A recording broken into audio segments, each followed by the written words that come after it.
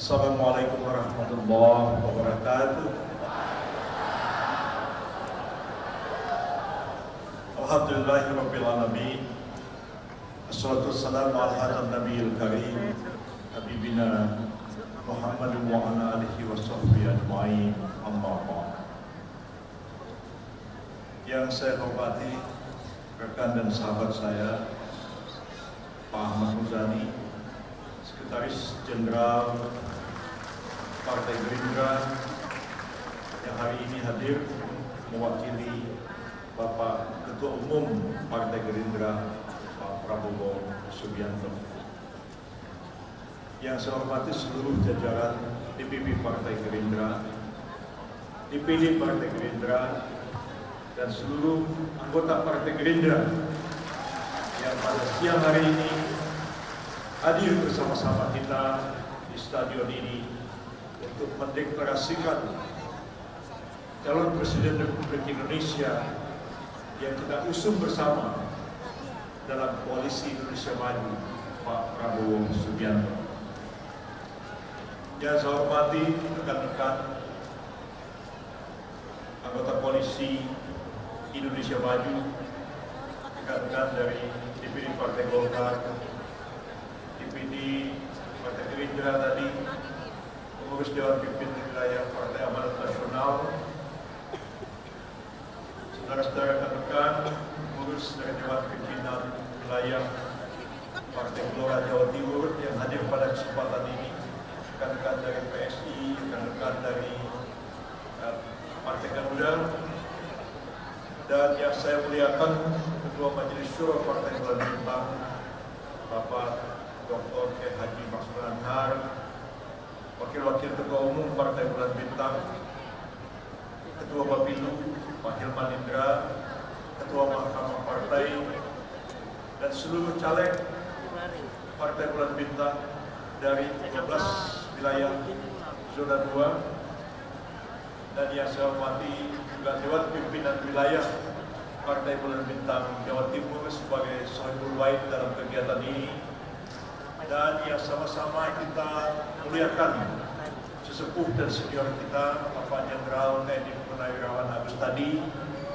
mantan Kasat, tokoh senior yang kita hormati bersama-sama, dan sahabat satu angkatan Pak Prabowo Subianto, Pak Haji Bakri yang juga hadir pada kesempatan ini, Pak Dr. Yanda Zainul Ishaq yang juga salah seorang pendiri Partai Bulan Bintang hadir pada kesempatan yang berbahagia ini.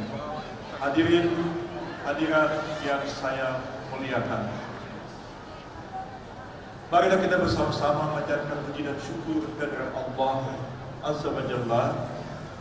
Siang hari ini kita berkumpul bersama-sama di Surabaya dengan satu niat yang baik. Kita bersama-sama membulatkan tekad kita, menyatukan hati dan pikiran kita, menguatkan derap dan langkah kita bersama. Hari ini kita di Surabaya kembali mendeklarasikan pencalonan Bapak Jenderal TNI Purnawirawan Prabowo Subianto sebagai calon Presiden Republik Indonesia.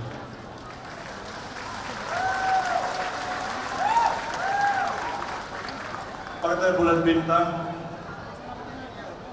telah melakukan musyawarah dan telah mengambil sebuah keputusan, dan keputusan itu bukan keputusan saya sendiri, bukan keputusan Pak Sekjen, bukan keputusan siapa-siapa, tapi adalah keputusan dari Dewan Pimpinan Pusat Partai Bulan Bintang yang dalam satu rapat memutuskan untuk mencalonkan Bapak Letnan Jenderal TNI Purnawirawan Prabowo Subianto sebagai calon Presiden Republik Indonesia. PBB kali ini mengambil langkah sejak awal, memutuskan siapa bakal calon presiden yang akan didukungnya. Ada sejumlah nama yang beredar di tengah-tengah masyarakat bakal calon presiden. Ada hasil-hasil lembaga survei yang diumumkan. Ada pendapat, opini yang berkembang mengenai para bakal calon ini. Tapi PBB setelah merenungkan dengan mendalam, berpikir dan bermunajat kepada Allah Subhanahu wa taala, akhirnya menjatuhkan pilihan. Kali ini kita harus mendukung Pak Prabowo sebagai calon presiden Republik Indonesia. Mengapa kita memutuskan mencalonkan beliau? Tentu banyak pertimbangannya. Pertimbangan utama kita adalah Republik Indonesia ini adalah sebuah negara besar. Luas wilayahnya hampir sama dengan daratan Eropa. Kalau kita naik pesawat terbang dari Aceh ke Papua, itu sama jaraknya dari Jakarta ke Saudi Arabia. Dari Jakarta kita naik pesawat ke Papua, hampir sama jaraknya dengan dari Jakarta ke Tokyo, ke Jepang. Ini negara besar, ribuan pulau-pulau, hampir 300 juta penduduknya, kekayaan alam yang luar biasa, potensi ekonominya luar biasa. Kita adalah negara pertama yang memproklamirkan kemerdekaan setelah berakhirnya Perang Dunia Kedua pada tahun 1945. Pertanyaannya, haruskah negara sebesar ini, negara sekaya ini, negara dengan potensi sebesar ini dipimpin oleh seorang presiden yang lemah?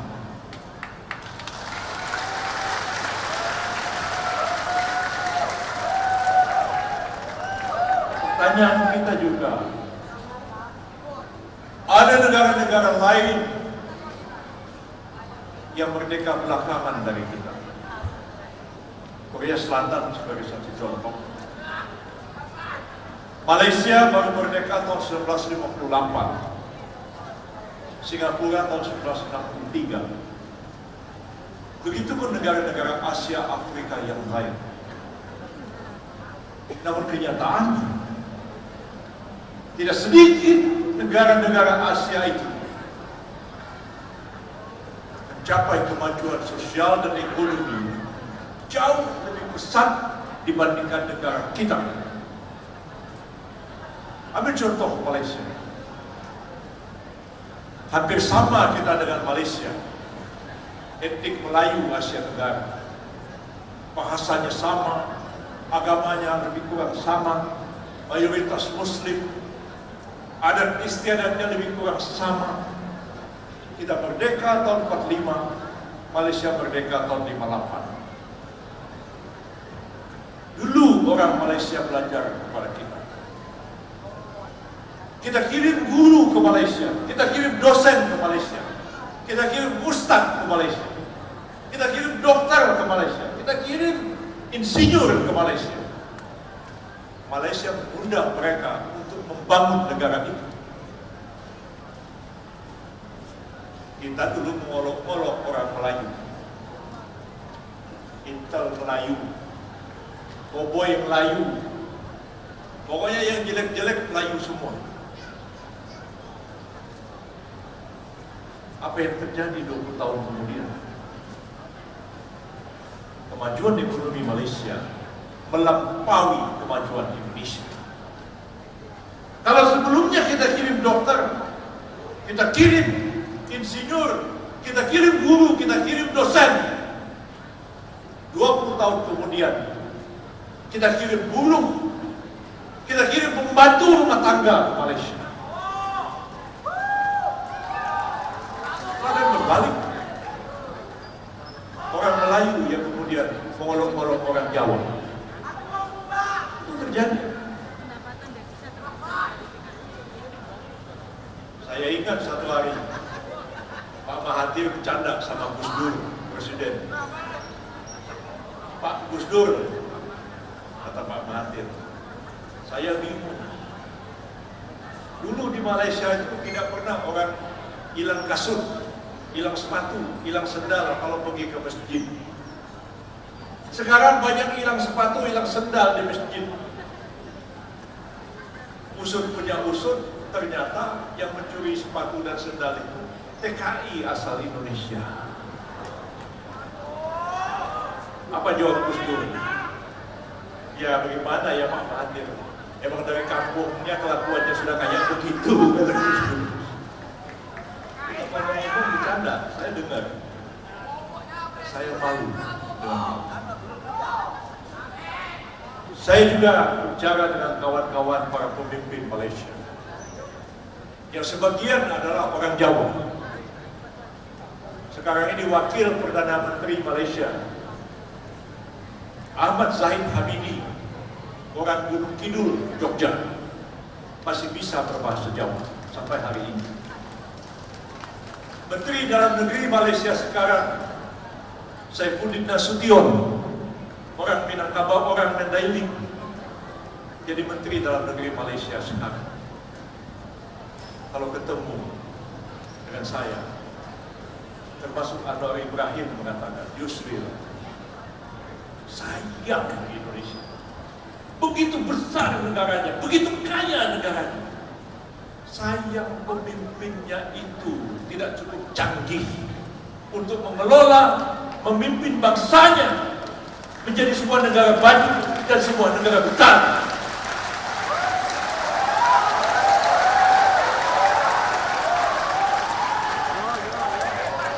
Sekarang ini zaman demokrasi yang sulit untuk dipahami berdasarkan ilmu politik yang lama. Saya sekolah bantuan belajar buku. Pernah saya menulis doktor dalam ilmu politik dan menulis doktor dalam bidang filsafat di luar bidang ilmu hukum yang saya dalami. Banyak teori-teori ilmu politik yang sulit untuk menjelaskan perkembangan politik, dinamika politik, dan demokrasi yang berkembang sekarang ini. Sekarang era teknologi informasi, era digital, era teknologi informasi, era media sosial, yang opini orang itu dapat dibolak-balik begitu mudahnya. Dulu saya belajar ilmu propaganda politik, baca buku-buku Adolf Hitler. Bagaimana membangun politik, membolak-balikkan pikiran orang. Saya biasa membayangkan kalau Hitler hidup di zaman sekarang dengan teknologi informasi yang ada ini, dengan medsos yang ada sekarang ini, tak apa jadinya dunia ini. Sekarang orang tidak baca koran lagi, ya kan? Barangkali itu sebabnya Pak Dahlan Iskan kemudian lepaskan Jawa Pos, karena Pak Dahlan paham di era digital koran cetak sudah tidak laku lagi. Bahkan TV pun sudah tidak begitu ditonton orang sekarang. Semua berubah. Politik orang tidak lagi membangun karir dari bawah. Ya. Siapa populer, siapa terkenal, dengan mudahnya meraih kekuasaan politik. Saya ambil contoh pemilu Filipina yang lalu. Ada seorang sahabat saya, seorang bintang film Filipina, namanya Robin Padilla, beragama Islam, aktor paling terkenal di Filipina. Satu lagi ada orang Filipina tinggal di Los Angeles, Amerika Serikat. Baru 2 bulan menjelang pemilu dia balik ke Filipina. Dia hanya main medsos dari California. Robin Padilla tidak turun ke lapangan, tidak pernah kampanye. hanya medsos dan dia berikan film. Yang terjadi adalah Robin Padilla terpilih sebagai senator Filipina dengan jumlah suara terbanyak. Orang Filipina yang tinggal di Los Angeles tadi dapat suara nomor 2. Saya lihat Robin Padilla pidato di Istana Malacañang. Dimulai dengan kata-kata Alhamdulillahirabbil alamin, assalatu wassalam. Setelah itu ngomong pakai bahasa Tagalog. Berapa lama kemudian saya bilang sama dia, Bin, jangan-jangan kamu ini besok jadi presiden Filipina. Bisa terjadi seorang Muslim menjadi presiden Republik Filipina di era digital sekarang ini. Dulu mustahil.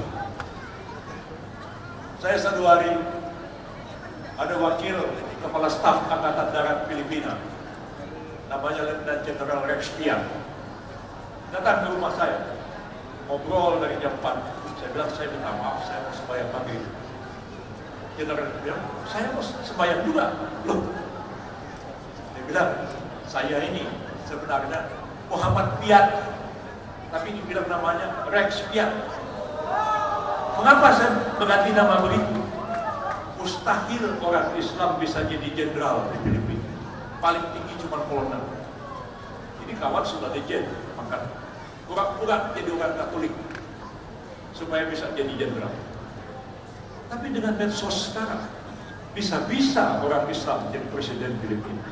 Seperti Robin Padilla bisa menjadi senator dengan suara terbanyak. Di negara kita ini pun bisa aja ada orang yang gak jelas asal usulnya. Main medsos tiap hari, macam-macam dipompakan, dibangun opini, dibangun tim, segala macam. Ahok aja bisa jadi gubernur DKI Jakarta, yang sama sekali kita tidak bisa membayangkan itu terjadi beberapa puluh tahun yang lalu. Saya pikir saatnya sekarang kita menentukan ini. Sebab itulah PBB setelah menimbang-nimbang, sebaiknya memang presiden yang akan datang itu orang yang mempunyai integritas pribadi yang kokoh, punya moralitas yang baik, ya. Kemudian orang itu punya pengetahuan, punya pengalaman dalam mengelola negara. Jangan sembarang orang dicopot tiba-tiba didudukkan jadi pejabat, apalagi jadi presiden. Gimana negara ini mau maju?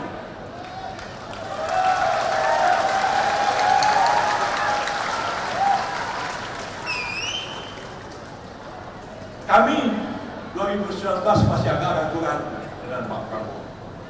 Bukan kami tidak menghormati dia. Kami sangat menghormati.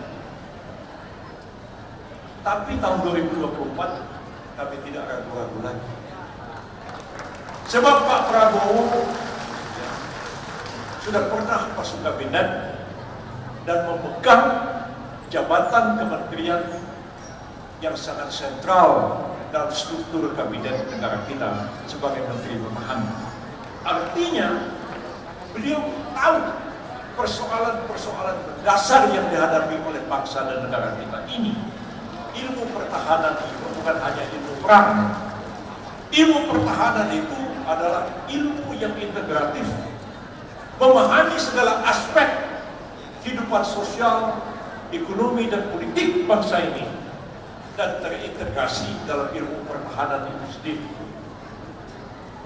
Ke depan kita butuh presiden yang mengerti persoalan-persoalan fundamental bangsa kita ini. Dia mampu merumuskan persoalan-persoalan itu dan dia tahu bagaimana jalan keluar untuk memecahkan persoalan-persoalan ini. Jangan pilih orang jadi presiden terus pelangak pelongo, tak tahu apa yang harus dikerjakan. Gimana? Jangan kita hanya terpikir elektabilitas. Karena ini elektabilitas terus. Berapa persen elektabilitasnya? Berapa persen keterpilihannya? Pak Prabowo tahu, jangan pusing sama hasil-hasil survei. Ada NPWP semua. Apa itu NPWP? Nomor pokok wajib pajak. Bukan. Nomor biro wadi biro.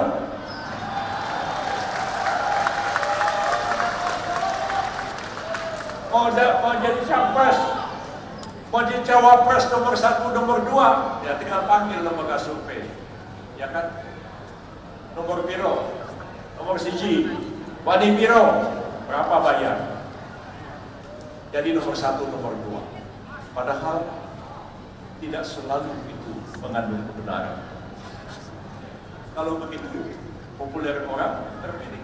Seperti tadi, saya tidak tahu apa Robin Padilla betul-betul bisa jadi senator yang baik. Bisa orang terpilih, tapi yang kemudian harus direnungkan adalah apabila dia sudah terpilih, apa yang dapat dia perbuat untuk menyelesaikan persoalan-persoalan besar yang dihadapi oleh bangsa dan negara kita ini. Saya kira persoalan kita itu tetap ada pada persoalan ekonomi, persoalan sosial, stabilitas politik, dan persoalan hukum yang berat sekali di negara kita ini. Saya kira mengapa kita kalah dengan Malaysia itu karena persoalan hukum intinya. Orang Malaysia itu taat pada hukum. Otaknya itu otak fikih, halal, haram, wajib, sunat. Kalau kita kan tasawuf, agak beda. Orang Malaysia itu otaknya otak hukum, agamanya itu fikih. Lalu dia dijajah Inggris. Orang Inggris itu sudah sistematik hukum. Maka dia mulai dengan kepastian hukum. Di negara kita ini, kepastian hukum itu sangat mahal dan sangat langka. Termasuklah program Pak Jokowi sekarang. Ingin memindahkan ibu kota ke Kalimantan. Pak Jokowi bilang sama saya, Prof bantu ya, tangani persoalan hukum PKN. Baik Pak Presiden, boleh saya kira. Datanglah orang-orang ke saya. Pertanyaannya dua, kepastian hukum dan kepastian politik. Pak Yusril, ini kok PKN ini bilang kita bisa tanah pakai 100 tahun. Tapi ketika datang ke BPN bilang nggak bisa. Ini nabrak undang-undang pokok agraria. Centang pernah hukum berantakan satu dengan yang lain. Kalau tidak ada kepastian hukum, ya orang takut. Orang nggak berani. Sekarang ini kita punya PT aja, punya perusahaan negeri sedap. Bapak bikin PT, orang datang ke notaris. Zaman saya dulu agak ketat, waktu saya jadi menteri kehakiman. Sekarang los. Notaris online aja, berubah langsung. Bisa-bisa sebuah PT ya, yang cukup besar, tiba-tiba ada orang nggak urus, lalu berganti para pemegang saham. Datang ke notaris, langsung berubah di Kementerian Hukum dan HAM. Kalau ditanya, kok kita nggak pernah urus? Ini kita nggak tahu. Ini kan semua online. Kalau Anda nggak puas, bawa ke pengadilan. Begitu dua ke pengadilan, 5 tahun belum selesai sampai ke mahkamah. Kalau negara tidak ada kepastian hukum, orang nggak berani. Sekarang ini kita punya rumah. Misalnya saya punya rumah warisan dari bapak saya. Bapak saya punya sertifikat rumah itu tahun 62 sampai sekarang. Sudah berapa tahun tuh? 62, sudah 60 tahun sampai sekarang. Tiba-tiba sertifikatnya dibatalkan oleh BPN dengan alasan satu. Dulu waktu ngurusnya itu ada cacat administrasi. Lah, cacat administrasi siapa? Bapak saya udah meninggal. Ini saya warisi sertifikatnya, kok cacat administrasi. Kalau cacat administrasi kan bukan kita yang salah BPN. Kita mohon tanah, nih pengumumannya di sini, ini syarat-syaratnya, ini surat-suratnya, kan kita tanya. Udah lengkap apa belum Pak? Oh belum, masih kurang ini, kita lengkapi. Udah lengkap Pak? Belum, masih kurang ini, kita lengkapi. Terus BPN bilang udah lengkap, dikeluarkan sertifikat. Belakangan dibilang bisa dibatalkan karena ada cacat administrasi. Terus administrasi kan kerjaannya situ, bukan kerjaannya saya. Akhirnya sertifikat dibatalkan. Saya pernah bela perkara seperti itu di Jakarta. Tanah di Jalan Sudirman, ya, tiba-tiba dibatalkan oleh BPN. Kepalanya namanya Hendarman Supanji, mantan Jaksa Agung. Segitu aja dibatalkan. Tahu tanah itu harganya 6,7 triliun. Pengusahanya teriak, Pak itu tanah harganya 6,7 triliun. Kok gampang aja dibatalin dengan alasan ada cacat administrasi? Kalau tidak ada kepastian hukum, orang nggak bisa berusaha. Kedua, kalau tidak ada kepastian politik dan stabilitas politik, orang tidak akan berani. Dulu zaman Pak Harto, stabilitas politik dipaksakan secara militer. Ya sekarang sudah tidak zaman. Kebebasan yang terlalu bebas tanpa kendali bisa berbahaya. Sementara diktatorisme tidak mungkin lagi diterapkan pada zaman sekarang. Saya tahu Pak Prabowo cukup paham hal ini. Beliau cukup lama dalam dunia militer. Saya nggak pernah jadi tentara. Saya cukup lama jadi birokrat, cukup lama terlibat dalam politik. Ya. Saya tahu apa yang harus dikerjakan oleh seorang presiden. 3 kali saya bekerja sebagai speechwriter presiden. Pak Harto, Pak Habibie, SBY. Maka lebih banyak pidato SBY saya buat daripada pidato Pak Harto. Kemarin dia marah-marah. Ini kata beliau kan, koalisi para pengkhianat. Marah-marah Pak SBY.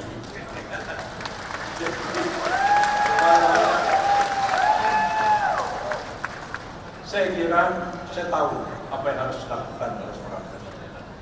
Dan saya lihat Pak Prabowo itu mampu melakukan. Kalau nanti beliau memilih pembantu-pembantu beliau yang juga memang orang yang mampu, kan? Jangan nanti mengulangi yang lalu.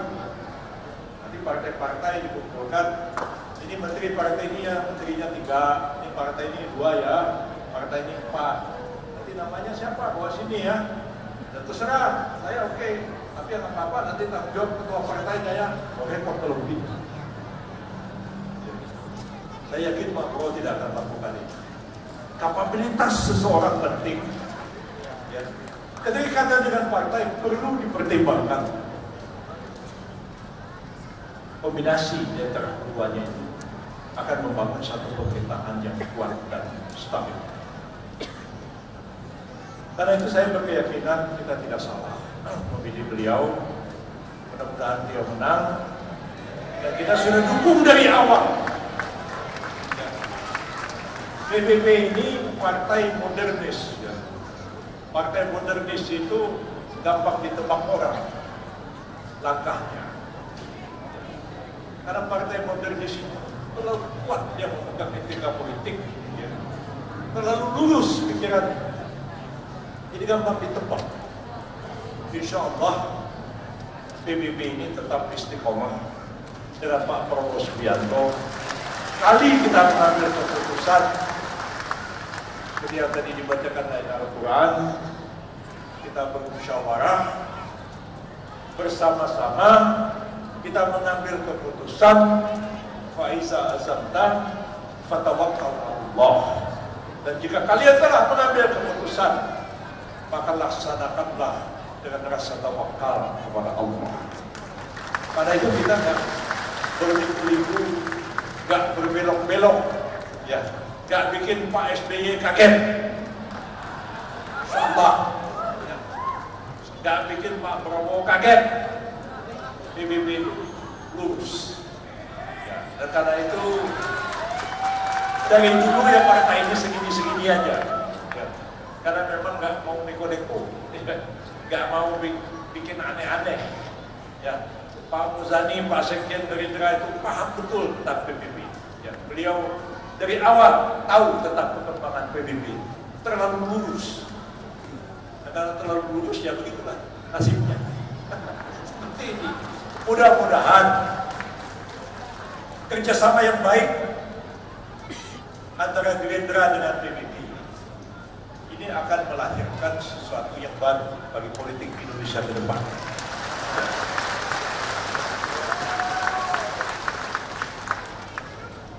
Perpaduan antara nasionalis dan Islam modern.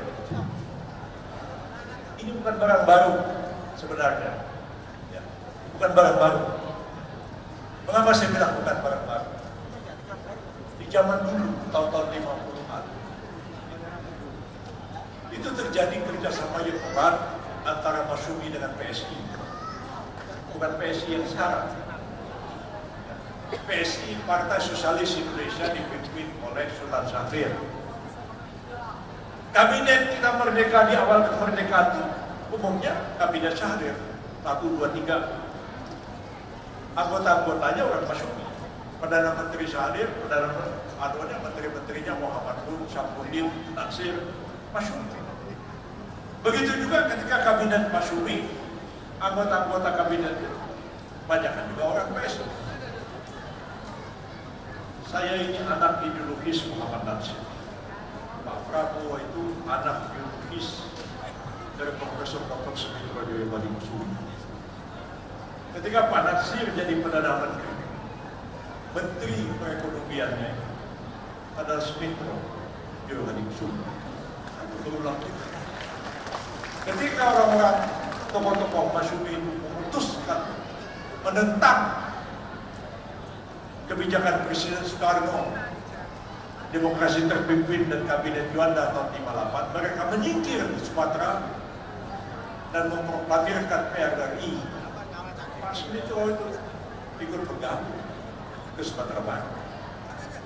Jadi chemistry itu sudah lama. Jadi kalau saya kenal Pak Prabowo ataupun almarhum Saudara Farid Prawira Negara, salah seorang pendiri Partai Bulan Bintang, dan satu ketua Partai Bulan Bintang pada waktu itu. Begitu akrab dengan Pak Prabowo, bukan gak ada sejarah, jaraknya sudah lama. Saya kira kita mengajukan kembali sejarah lama ini. Melihat Indonesia masa depan yang lebih baik, barangkali dengan ini sama yang telah dimulai oleh mula-mula sekali adalah Gerindra dengan PKB. Tapi PKB-nya sudah jalan ya sekarang. Jadi tinggal ada PBB, kemudian ada Golkar dan PAN yang menyusul pada waktu itu, lalu kemudian ada Gelora, PSI. Saya kira insya Allah ini akan menjadi koalisi yang solid dan kuat. Dan kalau kita berniat baik, berhati yang lurus, insya Allah koalisi ini akan menjadi sebuah koalisi yang solid. Itulah yang dapat saya sampaikan. Terima kasih banyak. Wassalamualaikum warahmatullahi wabarakatuh. Waalaikumsalam warahmatullahi wabarakatuh. Kami ucapkan terima kasih banyak kepada Profesor Dr.